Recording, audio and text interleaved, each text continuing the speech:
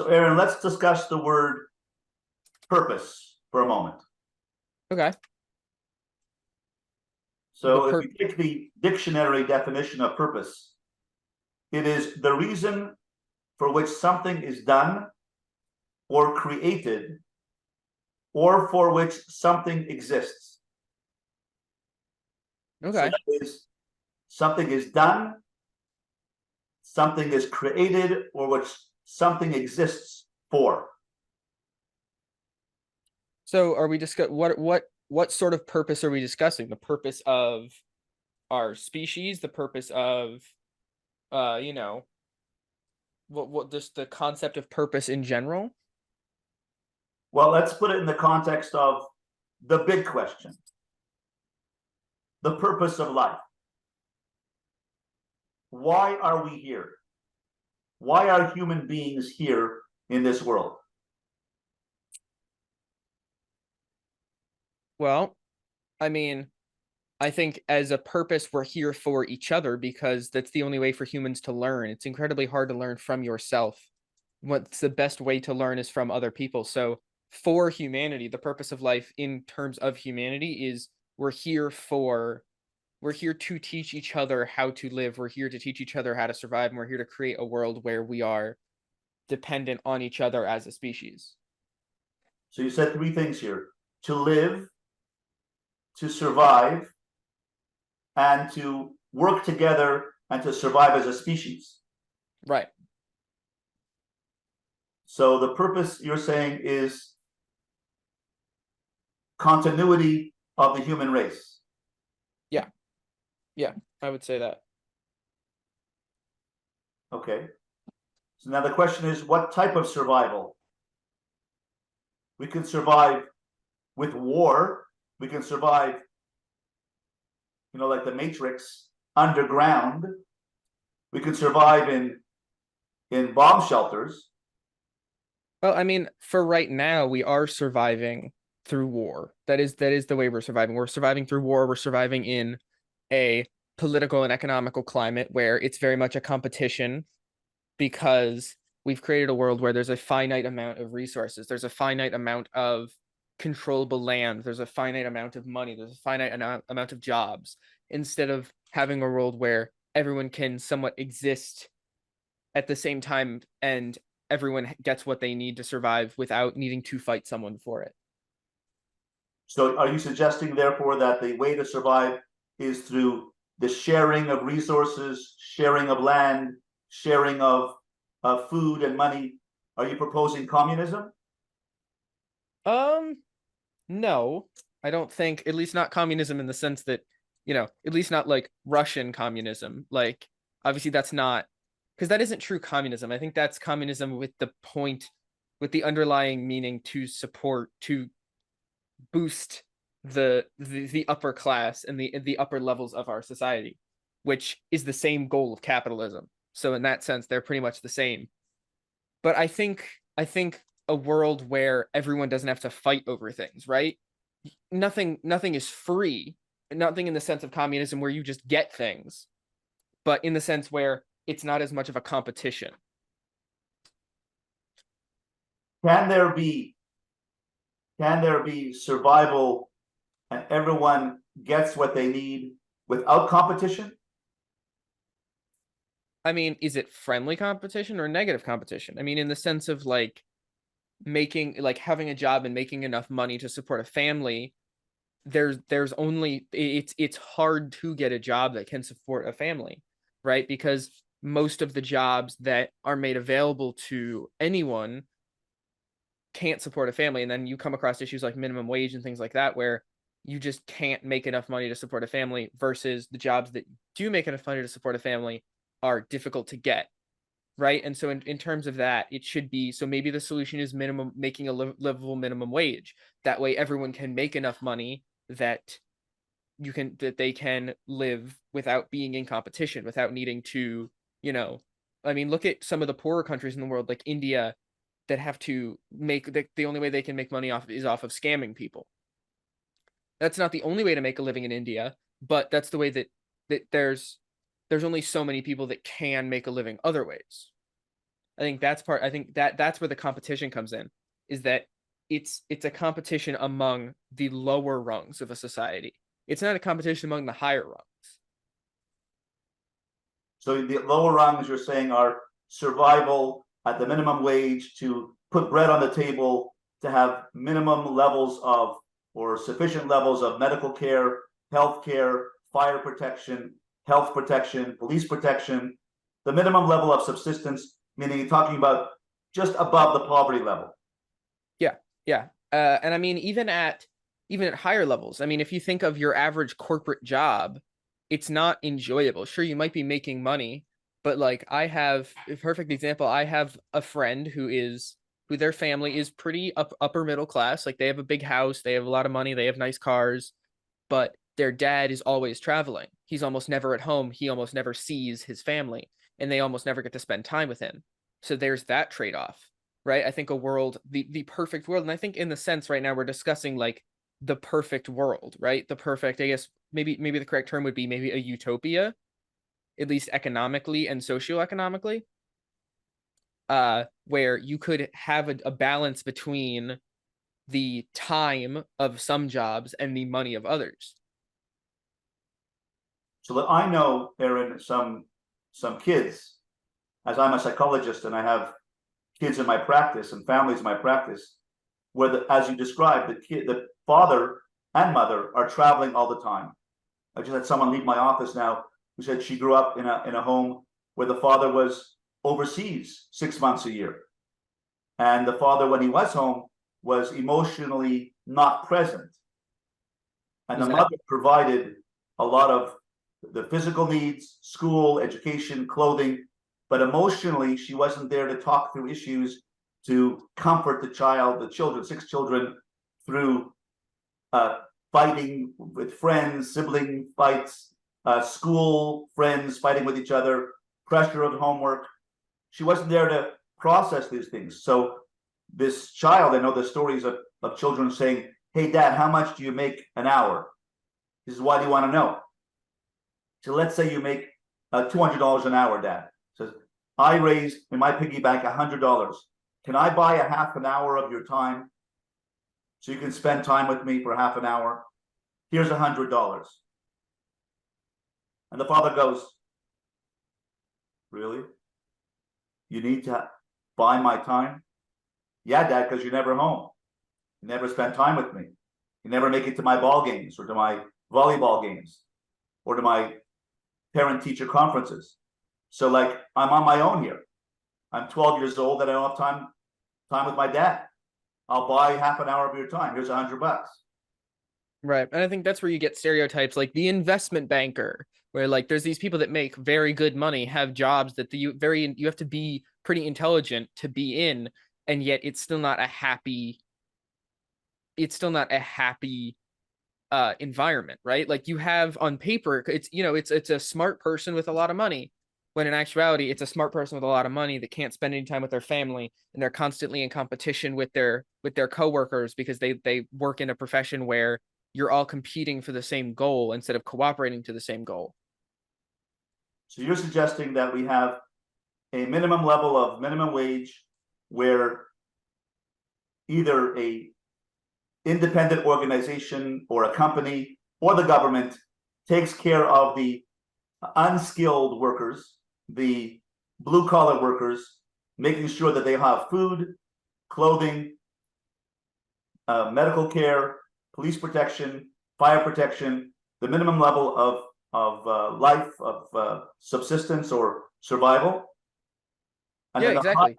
and then the higher levels of people, or people who are more educated, who are the business people, entrepreneurs, who have the businesses and the companies that employ these unskilled people. They have a work-life balance, which will give them money and the creature comforts they're looking for, but also have emotional balance with their family.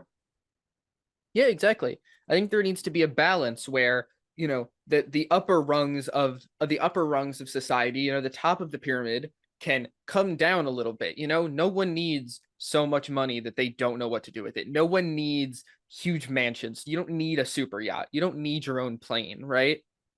these multi-trillionaires don't need to have that level of money, and then the poorest of the poor people don't need to be in that position. So if you balanced that in the middle, where everyone had, a livable way, had enough money to do both live a comfortable life and also do fun things. Everyone had the money to pursue a hobby. You had the time to spend time with a family.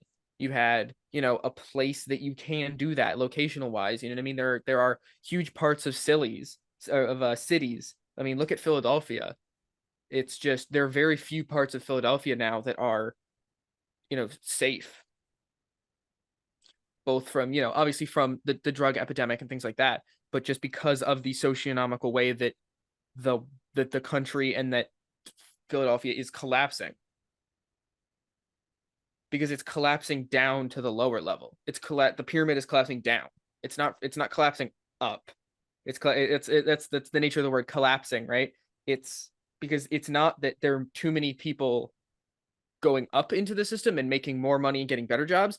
It's that because of the way that the world is changing and inflation and all these things is making it so that more and more people that were either above or just hanging on above the poverty line are now slipping below the poverty line, and then poverty is extending.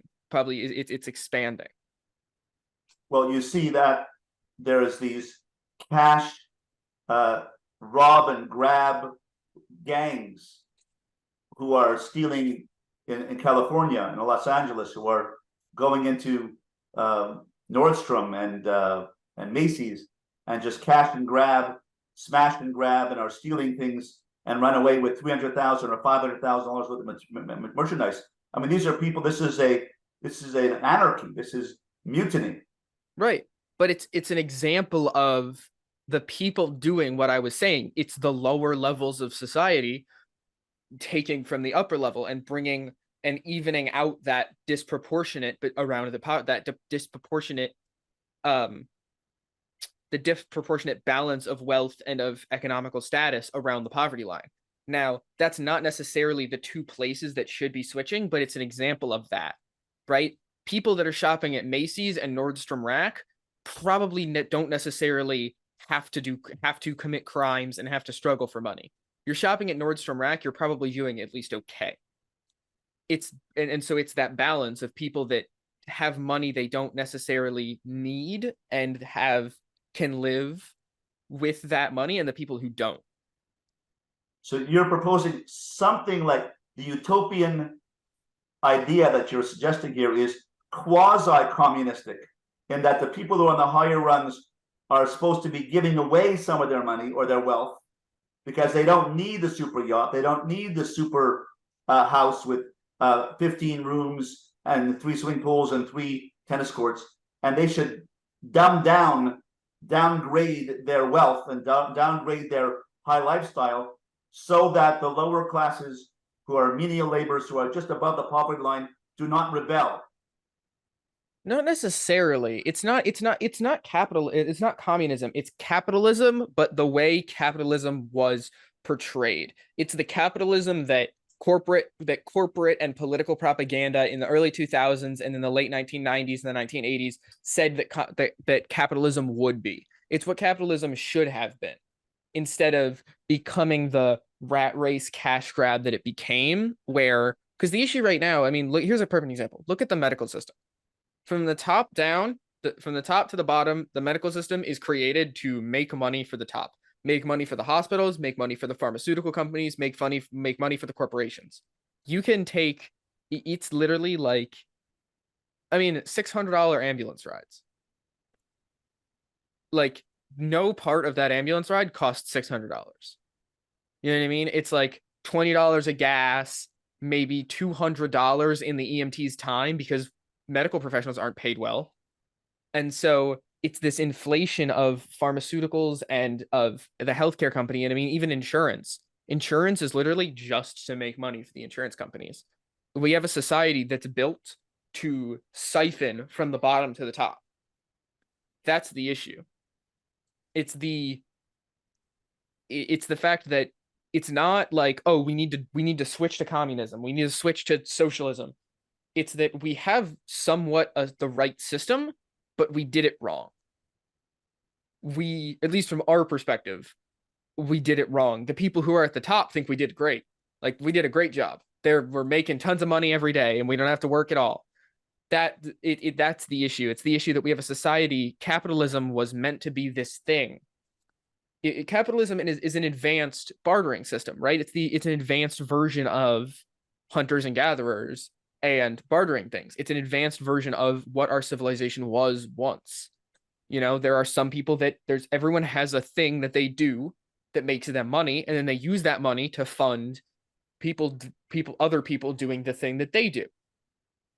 But then the issue becomes is that it's not a circular system. There isn't a flow. There's a flow, and then it all just goes to some corporation. It all just leaves, right? And it's also the same concept of like entrepreneurship, where if I come up with the right idea, I can be the only person who does that idea, and I can make all of the money. Because our society's built in a way that one person can have an idea, and then they're the last person that can ever have that idea. I mean, if I wanted to create a smartphone, I would never be able to get it off the ground unless I had some new revolutionary idea. Because if I want to create a smartphone, then there's giants like Apple and Google and Samsung that I then have to compete against. And they have the benefit of billions and trillions of dollars that they've amassed through the flawed capitalism system that they can then use to just ignore any competition.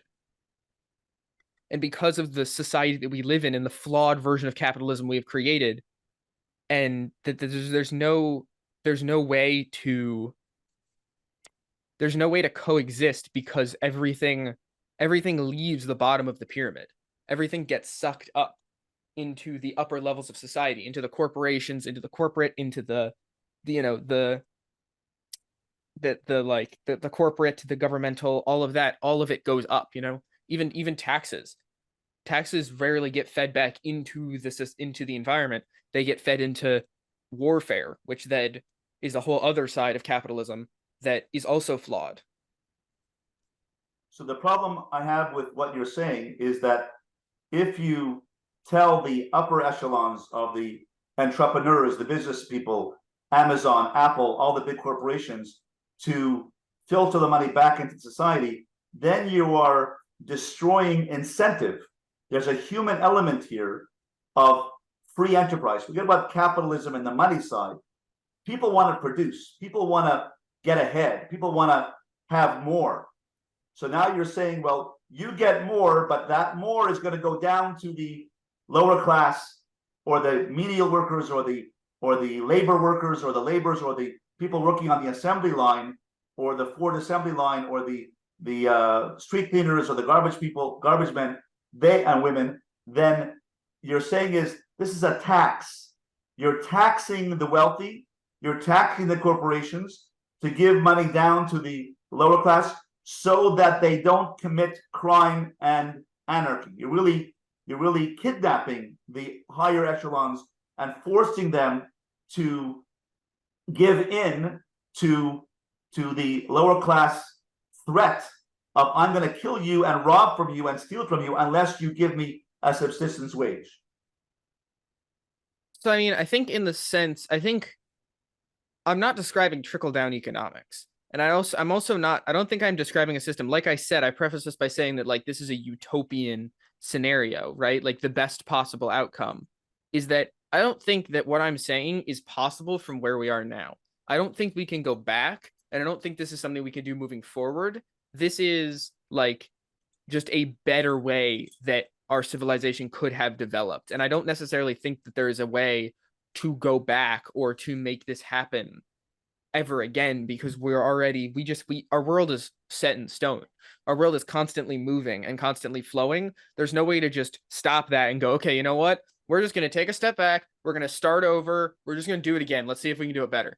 No one's going to agree to that. And there's no way it could happen. Well, isn't that every 4 years in America, and every cycle in a democratic society, they have new elections and they have people proposing to make things better? They're not going to blow up the system and then make it into communism. But aren't we every 4 years voting in a new government which is proposing ways to make life better. Well, the issue is it's not a new government. It's just a new person at the top of the government. And every politician, every new president says, oh, we're going to do all these things. I'm going to make all these things better. It's going to be great. And then they never do any of those things because all they have to do is exist and then they make money. And, you know, like it's just nothing changes. Nothing actually changes. Whether it's for the good or for the bad, very little changes when we get a new president. You know what I mean? Like, even though everyone fought so much over Trump versus Biden, not a ton has changed. They both talked a lot of shit. They both said they were going to do a lot of stuff. Neither of them really did any of those things. And I mean, even if you look at it, like, I think Biden took almost an entire year off over these past 4 years. So like, it's pretty clear that like nothing's happening. They're not doing anything. They say they're going to do all these things and they say they're going to change all these things and make all these magical changes. But the truth of the matter is that it's not possible to do those things. And even if it was, they're not going to try, because the people that we're putting in power, sure, we're voting between a bunch of different presidential candidates, but every single one of those presidential candidates is in the top of the pyramid. And they're the problem. Those people are the problem that they're trying to solve. And like we discussed earlier, you can't solve a problem that you're actively in.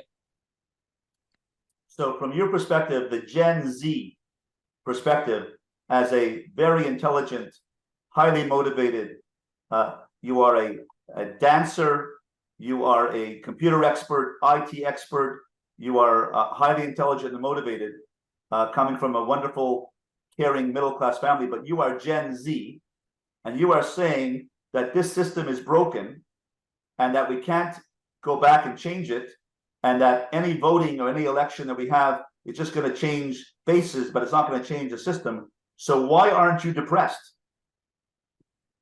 Well, I mean, why am I not depressed about the world? Yeah. I don't know. That's a good question. Well, because I mean, the truth of the matter is I'm in a position in life that I don't really have to worry about it. You know, because my family makes good money, I don't necessarily need to worry about things like poverty and things like that. And so they're not exactly, it doesn't affect me directly. I probably would be more affected by the truth of these things if I was in a position that they actually affected me truly. But it's things like, I think like you said about my generation, I think it's going to be interesting to see how the world changes as my generation starts to, and my parents' generation starts to starts to age into the time when they become the president, right? Like the first Gen Z president, it's going to be very interesting to see what happens, because there's absolutely the chance that nothing's going to change. Different face, different generation, same problems. But at the same time, the people, like, the president is the issue, because like the president changes, but everyone around the president doesn't change. You know what I mean? Like the Supreme Court doesn't change every 4 years. The judicial branch doesn't change every 4 years. The executive branch might, but the other branches don't. And there's lots of people with power. The military generals don't change every 4 years. And so there's so many things. If we rotated the entire government every 4 years, we might see a little bit more change. But that also would be a organizational nightmare, a security nightmare, and it just wouldn't work. And so it's going to be interesting to see. And I think part of the issue is that we keep electing old people. You know what I mean? We keep electing these people that are stuck in the past.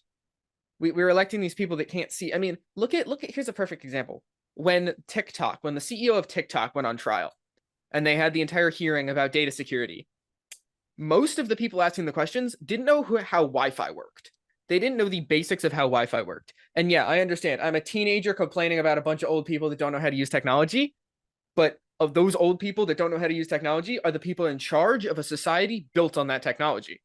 And so they're, you know what I mean? Nobody's writing checks anymore. We're not using dial-up internet anymore, right? And it's very like we have to, as the world changes, the people in charge of the world has to as well.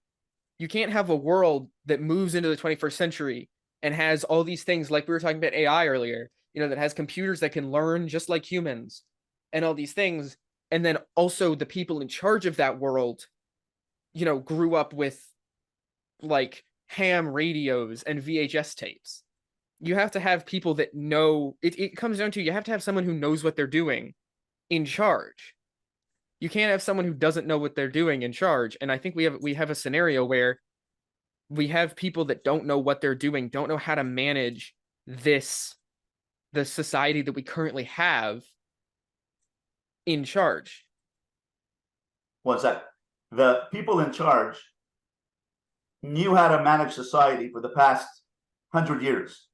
Only in the past 20 years did we have internet, Wi-Fi, TikTok, Facebook, X, Twitter, social media, all that stuff. And with all due respect to the social media movement, I'm not so sure it's doing so well. No, it's not. It's horrible for psychology. You have cyberbullying, people committing suicide because of online bullying. We have people who are isolated, not talking to each other, texting to each other. I do marriage counseling with people who are texting to each other.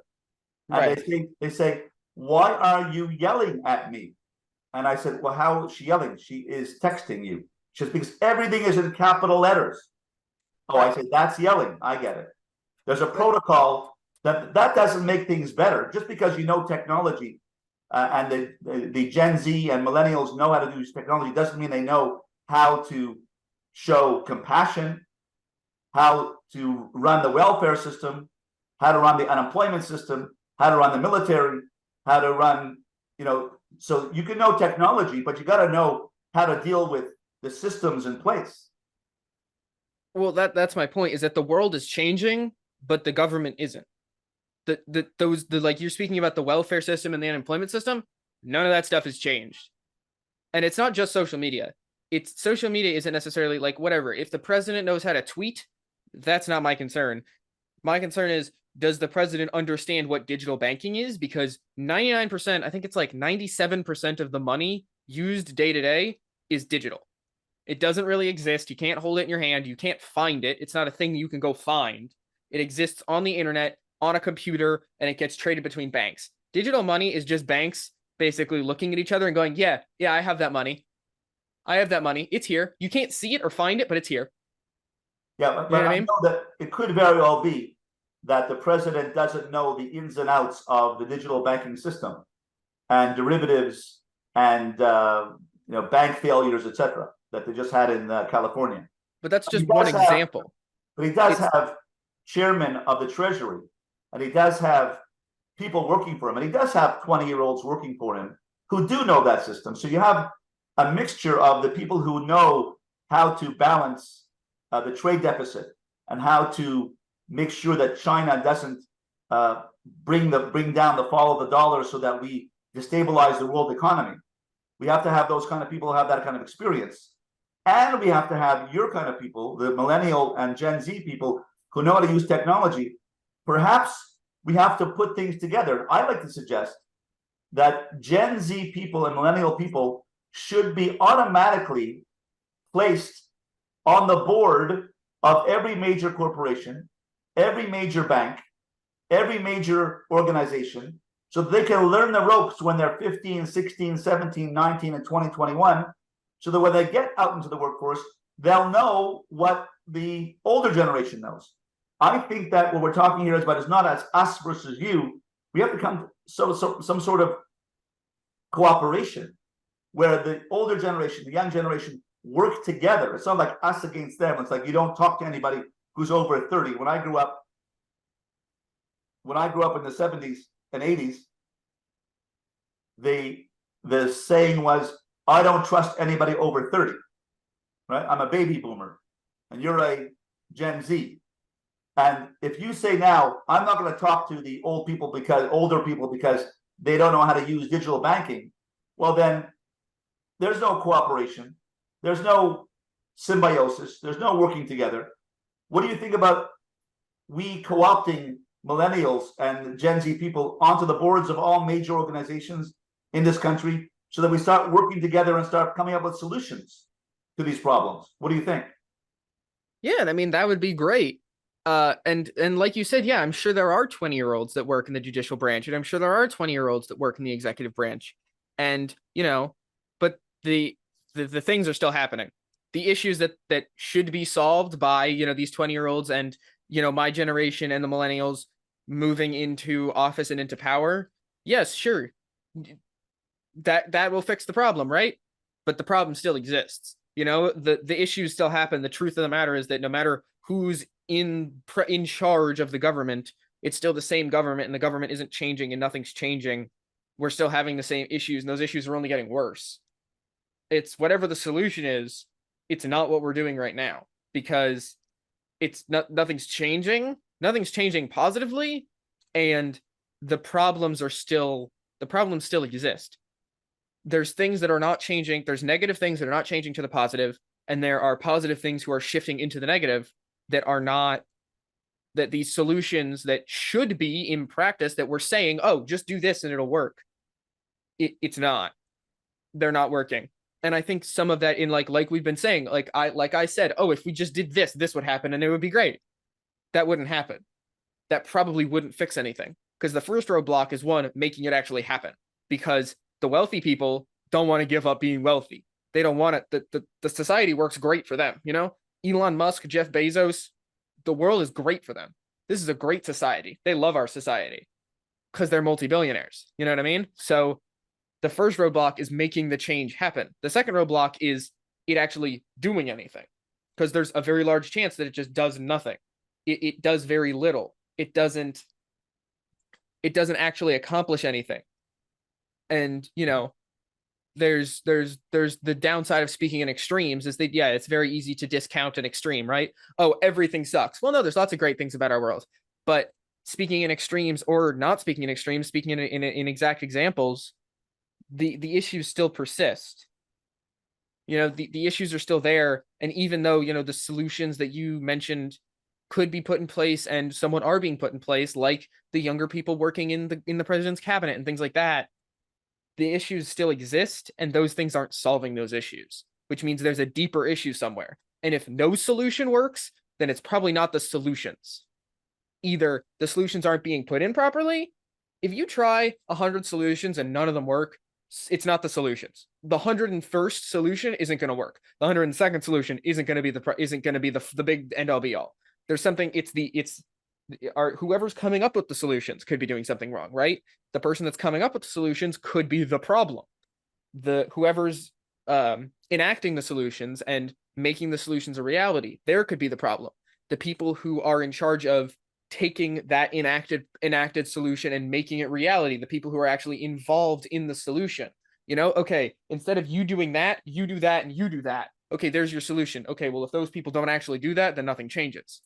And I think that's where the problem lays, is that we can have a president that goes, oh yeah, I'm going to fix all these things, and then gets into office and doesn't fix any of them.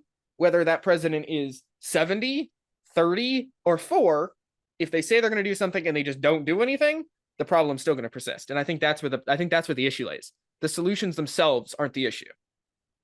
So I think that coming back to our original question about what is the purpose of life, I think we modified that question to say, what is the purpose of society? And you've said that the purpose of society is that everybody can get to live with food, healthcare, medical protection, police protection, live without danger, without threat of life, to live, that they can take care of their family, have a reasonably healthy family life without kind of threat that I don't have enough money to eat food, and that the menial laborers are happy with their lives because they don't have to fight or hurt anybody to get paid or get money, and the higher echelon of the educated or the people who are running the businesses, they can make sure that that everybody is, as your modified capitalism, that everybody has enough to eat, and that everyone has an enjoyable life and a life that is meaningful. So for that to happen, we have to put that purpose on the table. And the reason why nothing is happening and nothing is changing is because we haven't addressed the purpose. We haven't stated, this is the purpose of society.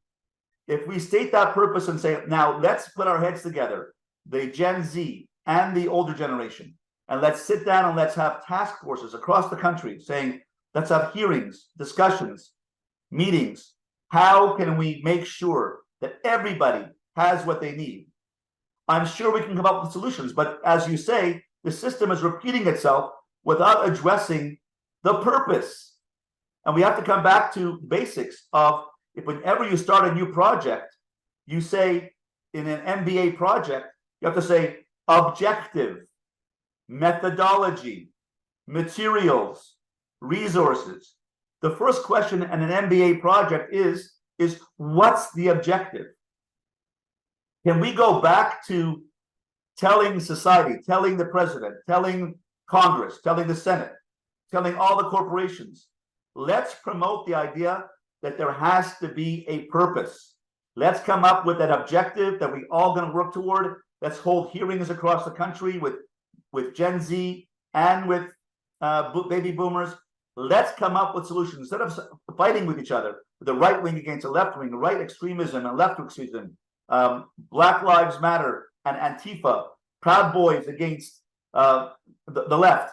Let's come up with a solution where we all can live with. What do you think of that idea? I think that would be perfect. But the issue with that is that you said, oh, let's get all these task forces and start having these meetings to come up with the solutions. You already stated a solution. Your first solution, your first step in that solution was coming up with the task forces and having the meetings. And so the first issue we encounter is making that happen. Right? Okay, let's form a task force. Well, we started to form a task force and then all the funding disappeared. We ran out of funding. Sorry.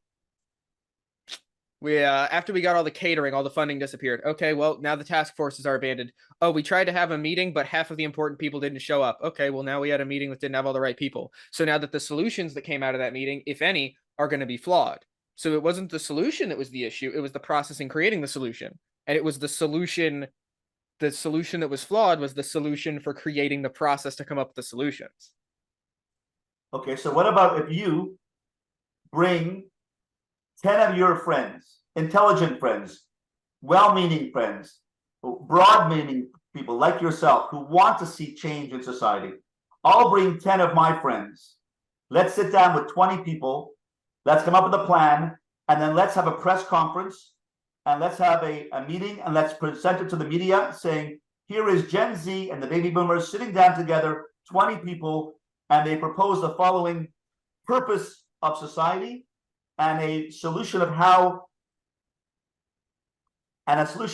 we're going to go about coming up with practical hands-on strategies to bring about that purpose of society. What do you say? Well, I think the issue why that wouldn't do anything is exactly what you said earlier. There's no incentive. What's the incentive for the people in power to listen to us? Are we going to make them more money? Are we going to give them more power? If not, then there's no reason for them to listen to us. You know, in that scenario, them listening to us isn't good for them. That's the opposite of what they want, because they have no reason, they have no incentive to listen to us. And sure, if we did that, would we get media attention? Would some things change? Maybe, yeah.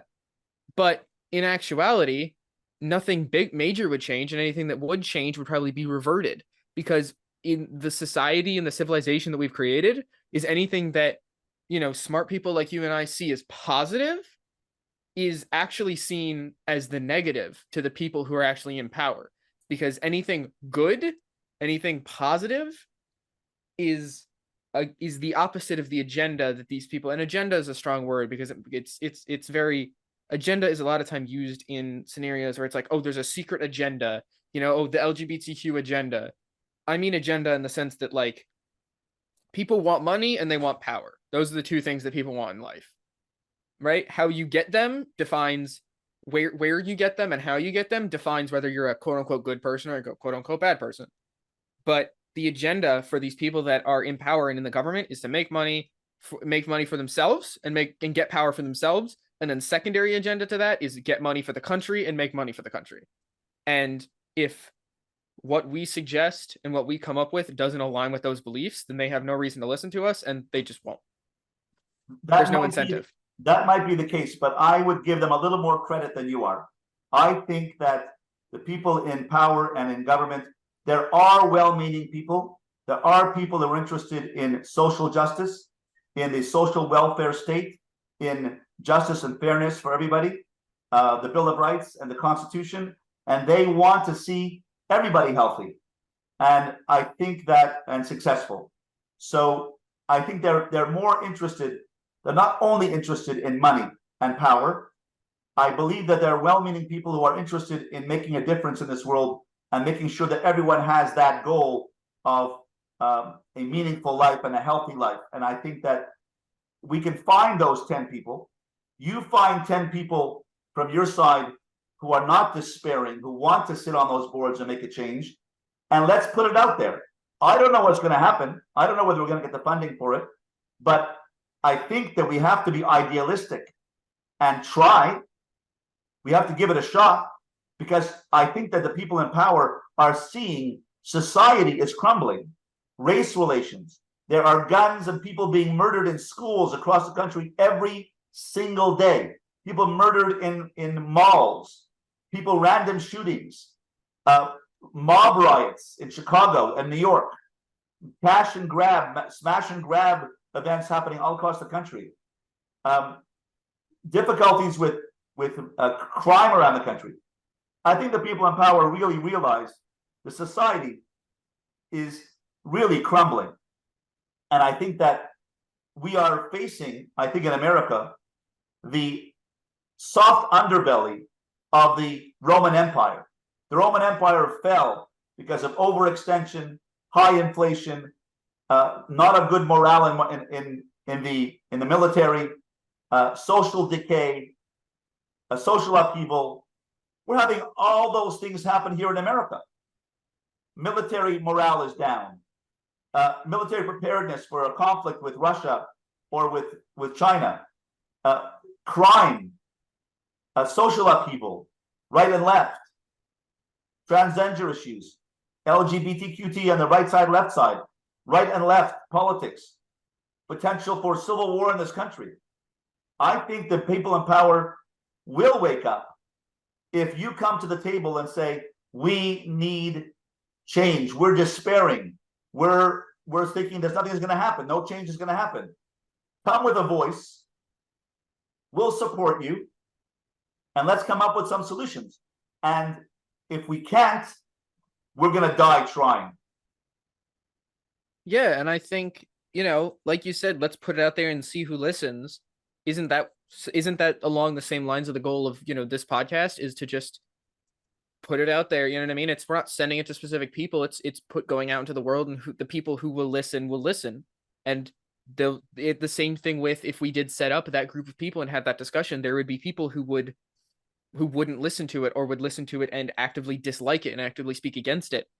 But then there would also be the people who would speak with it and agree with it. And I guarantee you that the negative side of things would be much bigger than the positive side of things. And the same thing, like you said, with the fall of Rome, is that history repeats itself. In a couple decades, like, my kids might learn about the fall of America instead of the fall of Rome. Who knows? You know what I mean? We already have political leaders assassinated. It happens all the time. We've seen it happen in China. We've seen it happen in Russia within this month, within this year. We've even seen it happen in America. And I think, like, Russia and China and all these conflicts, you say that the world, that the society is crumbling, but it's crumbling in a way that makes the people in power money, and it gives them more power, because the more fear there is, the easiest way to control someone is with fear. If they're scared of something, they will do anything. If you unlock the primal aspect of a human, they will do anything. If you make someone scared of something, they will do anything to solve that fear. And so having all these wars and the threat of World War III or an American Civil War just create more fear. It creates, talking about gun laws creates the fear that gun laws are going to be put in place, and then makes it easier for the people who are against or pro gun laws kind of have the same goal. It doesn't matter what their actual motivations are. Their motivation is to get people on their side and get people to listen to them. So it doesn't matter if getting people on their side and listening to them means they're pro guns or anti guns, but they have the same goal in the end, which is to gain influence and gain that power. And a lot of times that leads to money. I think that there is a system which is put in place right now which does further power and money, and power corrupts. And I believe that there has to be a voice of sanity. There has to be a voice of vision. And yes, the purpose of this podcast is to put it out there, but I don't think it's enough, Aaron, for us to just put it out there. I think we have to propose something practical, strategic, something innovative that can start turning the wheels of society, that we have to affect change. Change has to happen. And I think that if we put it out there and start saying to the press that we have a solution, we're not going to sit here complaining. We're going to come up with solutions. You're not allowed to complain unless you come up with an offer of a solution. Let's put it out there and let's see what happens. I think we have to have hope that society will get better. And I think that the only way to do it is with dialogue, communication, that my generation and your generation have to talk and not do more than talk. We have to come up with a plan, put it out there, and let's hope that it takes root. Let's give it a shot, Aaron, and let's meet again next week, and let's see what we talk about. I'd like to talk about next week the idea of what is the purpose. We talked about the purpose of society. Let's talk about personal purpose, the personal meaning in life that each of us can have.